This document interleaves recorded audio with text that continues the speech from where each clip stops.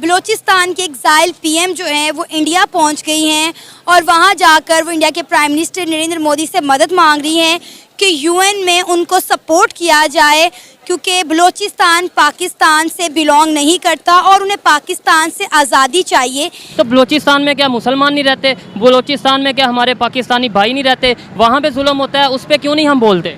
होता है, क्यों नहीं होता बलूचिस्तान? उस पर क्यों नहीं बोलते हम?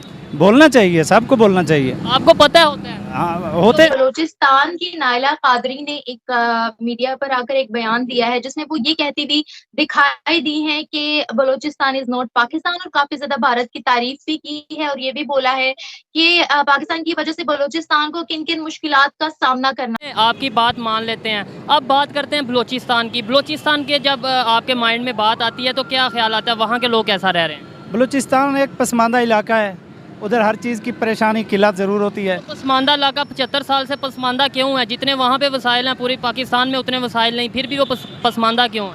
इसलिए लोग जहाँ तक बड़े बड़े जो अहदेदार हैं, जहाँ बड़े लीडर हैं, बड़े मकसद सियासतदान हैं, वो अपने फ़ायदे के लिए जब भी आवाज़ उठाते हैं, अपने मफाद के लिए उठाते हैं, जब उनको मफाद मिल जाता है तो गरीबों का नहीं सोचते हैं फिर। अच्छा, तो मुझे ये बताएं कि हम ये कहते हैं कश्मीर में जुल्म हो रहा है, कश्मीर के लोगों पे, मुसलमानों पे जुल्म हो रहा है, तो बलूचिस्तान में क्या मुसलमान नहीं रहते? बलूचिस्तान में क्या हमारे पाकिस्तानी भाई नहीं रहते? वहाँ पे जुल्म होता है, उस पर क्यों नहीं हम बोलते?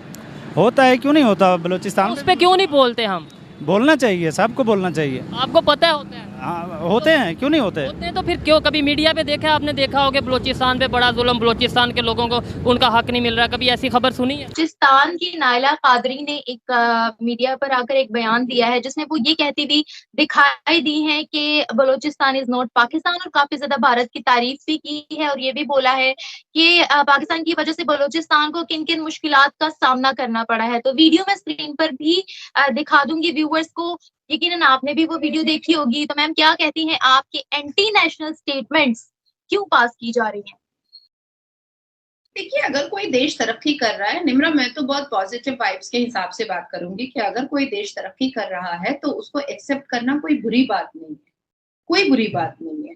आज जब आप जैसे कितने ही न्यूज चैनल वाले और यूट्यूबर्स जब आप अपने पाकिस्तान के बाजारों में निकलते हैं तो उसमें कुछ गधेड़े लोग भी ये कहते हैं कि नहीं नहीं नहीं नहीं, हिंदुस्तान में तो मुसलमान बहुत डेप्राइव है।